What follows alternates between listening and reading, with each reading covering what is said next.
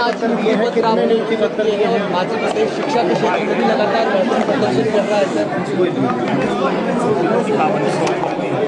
शिक्षा के क्षेत्र में महत्वपूर्ण प्रदर्शन हिमाचल लगातार कर रहा है, क्या करें? देखिए, पिछली भारतीय जनता पार्टी की सरकार ने चुनावों से पहले 600 शिक्षा संस्थान खोल दिए। ना टीचरों की रिक्रूटमेंट की, ना अधिकारियों की कर्मचारियों की रिक्रूटमेंट की। राजनीतिक लाभ के लिए जून 2022 में संस्थान खोल दिए। हमारी सरकार ने सबसे पहले जो काम किया, जो प्रदेश शिक्षा के क्षेत्र में 21वें स्थान पर था, नीतिगत बदलाव लाकर फैसले कर आज प्रदेश ओवरऑल रैंकिंग में तीसरे पांचवें स्थान पर आ चुका है। केरल और पंजाब तो पहले ही हाईएस्ट रैंकिंग में थे। उससे के बाद की जो अभी रैंकिंग आई है पूरे देश में, उसमें नंबर 1 स्थान पर आया है। हमने दोनों डायरेक्टरेट को एक किया, स्कूल एजुकेशन एक डायरेक्टरेट बनाया। हमने पहली कक्षा से इंग्लिश मीडियम शुरू किया, स्कूलों का मर्जर किया, रैशनलाइजेशन किया और डे बोर्डिंग स्कूल बनाए, और जिसके सार्थक परिणाम आने शुरू हुए। शिक्षक जो सरकारी स्कूलों में टेस्ट देकर आते हैं, पढ़े लिखे हैं, उन्होंने भी अपनी ड्यूटी को समझा और इस क्षेत्र में सभी शिक्षकों ने, टीचरों ने एकजुटता का परिचय देते हुए क्वालिटी एजुकेशन में इम्प्रूवमेंट किया। वो सब टीचर भी बधाई के पात्र है और इस दिशा में हम आगे बढ़े। और आज मुझे खुशी है कि 315 ड्राइंग टीचरों को हमने आज नियुक्ति पत्र भी दिया और ऑनलाइन अटेंडेंस स्कूल में बच्चों की भी और टीचर्स की भी का भी आज हमने शुभारंभ किया। सारा सीएम डैशबोर्ड पर आ जाएगा कि कितने बच्चे उस स्कूल में उपस्थित है, कितने टीचर कहाँ उपस्थित है। किस तरह शिक्षा में ये क्रांतिकारी बदलाव 2.5 साल में देखने को मिला। आने वाले समय में 5 बिंदु है जिस पर हिमाचल प्रदेश की सरकार मुख्य कार्य कर रही है: शिक्षा, हेल्थ, ग्रामीण अर्थव्यवस्था, हाइड्रो और टूरिज्म। सर, रोबोटिक सर्जरी शुरू करने जा रहे हैं आप, हिमकेयर कार्ड धारकों को भी इसका लाभ मिलेगा या उसके हिमकेयर कार्ड धारकों को पूरा लाभ मिलेगा।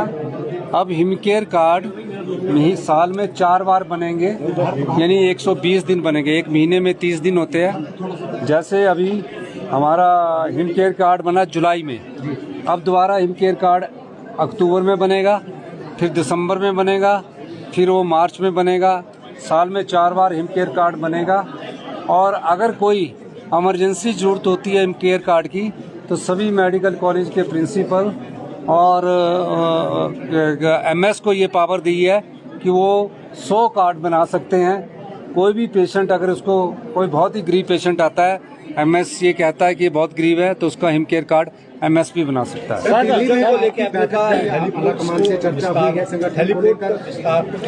मुझे खुशी है कि दिल्ली में हमारी बैठक का सार्थक परिणाम आया है। जो संजौली वाला हेलीपोर्ट है, उसकी परमिशन अब हमें मिल गई है। अब संजौली से चंडीगढ़ के लिए उड़ान शुरू करेंगे, रामपुर से चंडीगढ़ के लिए भी हम उड़ान शुरू करेंगे। सर, कांग्रेस आला कमान के साथ बैठक की है, क्या कुछ तय हुआ? कांग्रेस आला कमान से अच्छी बैठक हुई है और कांग्रेस आला कमान से चर्चा करने के बाद जो भी प्रदेश कांग्रेस कमेटी का अध्यक्ष बनेगा, वो निश्चित तौर पर कुछ समय में फैसला हो जाएगा। मंत्रिमंडल को लेकर भी नहीं, मैंने मेरी तरफ से कोई नाम नहीं है। मैंने तो सिर्फ एक चिट्ठी लिखकर ये कहा है कि कोई भी कांग्रेस का अध्यक्ष बने, वो या तो अनुसूचित जाति से हो या कोई मंत्रिमंडल का कोई सदस्य अगर अध्यक्ष बनना चाहता है, उनसे उनकी राय पूछी जाए। यही मैंने कहा, क्योंकि मेरे लिए सब बराबर है। जो भी अध्यक्ष बनेगा वो कांग्रेस की लेगेसी को आगे चलाएगा। तो कैसा मंत्री बनकर रहते हुए भी अध्यक्ष बन सकते हैं? मंत्री का पद? ये तो हाईकमांड ने फैसला करना है कि हाईकमांड मंत्रिमंडल के सदस्य होकर भी अध्यक्ष बना सकती है और इसमें कोई दो राय थोड़ी है। सर एचपीयू में जो है टीचर्स को सैलरी नहीं मिली है सर। नहीं, एचपीयू की टीचर की सैलरी का मैंने बात की है, वो उनको परसों रिलीज हो चुकी है और उनका थोड़ा सा उनके साथ कोई कमियां थी जिसको उन्होंने ठीक किया। सर 650 से ज्यादा दिन हो गए हैं दृष्टिहीनों को धरने पर बैठे हुए, अब आत्मदाह की बात कह रहे हैं कि अगर मांगे नहीं मानी गई तो आत्मदाह कर लेंगे। उनकी जो भी मांगी है, जो अब इस कानून के तहत है, सिद्धांत के तहत है, वो मानने के लिए सरकार तैयार है।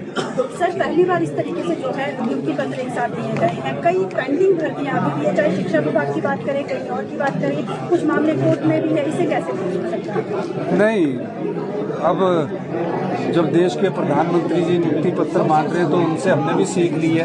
हमने 3000 लोगों को नियुक्ति पत्र बांटे तो उन्होंने कहा कि बीजेपी का सोशल मीडिया कर रहा था कोई नौकरी नहीं दी, कोई नौकरी नहीं दी, तो हमने बोला अब दिखा के करेंगे, क्योंकि 5500 पहले लगा दिए। जयराम जी कह रहे हैं कि लॉटरी को लेकर बड़ी एक डील हुई है, उनके समय में भी ऐसे प्रस्ताव आते थे लेकिन उन्होंने उसे मंजूरी नहीं दी और इसको लेकर जयराम पंजाब में डील हुई है। देखो, जयराम जी को पता होगा कि शब्दों के माया जाल में मत रहे, जिससे डील हुई उसका नाम बताए।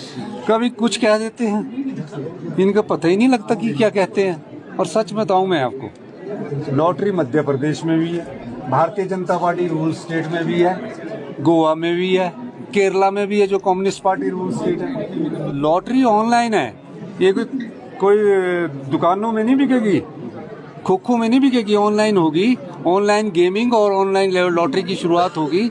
जो लोग खेलना चाहते हैं वो ड्रीम 11 भी खेल रहे हैं, है ना, और वो खेले। अगर नहीं खेलना चाहते तो ना खेले, जरूरी नहीं है। अभी हमने इसको प्रस्ताव को पारित किया है, सभी प्रोस एंड कॉन्स को सरकार समझती है। क्या टाइम बम किया गया है, कब तक अध्यक्ष का फैसला हो जाएगा कुछ इसका, क्योंकि आगे चुनाव आ रहे हैं, पंचायती राज चुनाव है, जिला परिषद के चुनाव होने हैं, नगर निकाय के चुनाव हैं। देखो, अभी सारी चर्चा हुई है और निश्चित तौर पर ये पीसीसी अध्यक्ष के बाद हमारे मंत्रिमंडल में भी फेरबदल होगा और नई नियुक्तियां, मंत्रिमंडल में पोस्ट खाली है, उसमें भी एक नए मंत्री की नियुक्ति होना निश्चित है। तो सब चीज़ें पाइपलाइन पर है, लेकिन अभी 2-3 महीने तो अभी सारी चर्चा वर्चा में लग जाते हैं ना, तो उसके बाद ही होगा। तो अभी पूरा निश्चिंत रहिए, हमारा प्रदेश अध्यक्ष भी जल्दी ही आपके सामने। सर आपदा की क्या स्थिति है सर? आपदा की क्या स्थिति है अभी, क्योंकि 200 से ज्यादा लोगों की मौत हो चुकी है। देखो, आपदा के बारे में मैं यही कहना चाहता हूँ कि हमारे आपदा की स्थिति अच्छी नहीं है और हम आपदा राहत के लिए केंद्र सरकार से स्पेशल रिलीफ पैकेज की मांग कर रहे हैं, यानी कि स्पेशल रिलीफ पैकेज की मांग कर रहे हैं। और भारतीय जनता पार्टी के लोग भी गए हैं, नड्डा जी के नेतृत्व में, अच्छी बात है।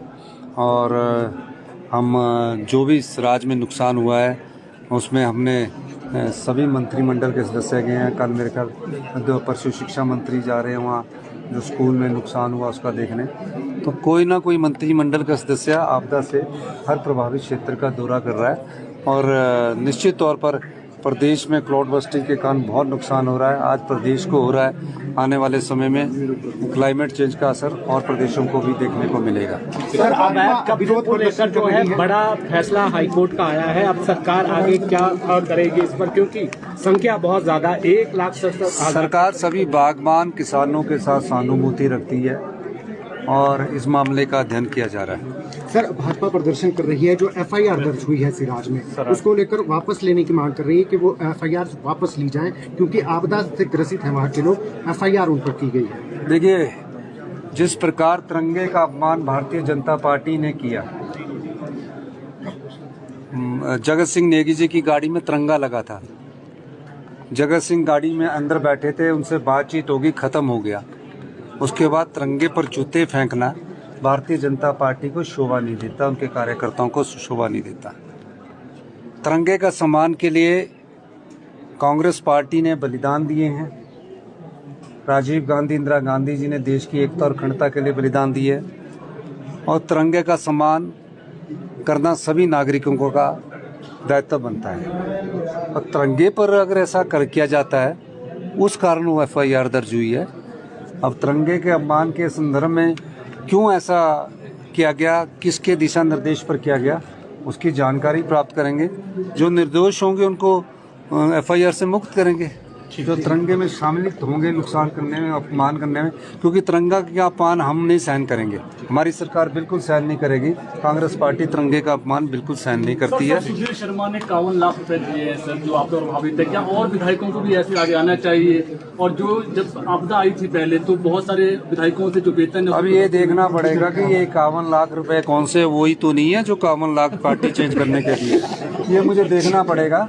और ये 51 लाख बैंक से तो नहीं निकले ना, तो अब देखना पड़ेगा कि 21 लाख और 51 लाख है जो है वो जो पार्टी चेंज की थी ना उस समय का तो नहीं अमाउंट है, तो अभी पता लगेगा। धन्यवाद।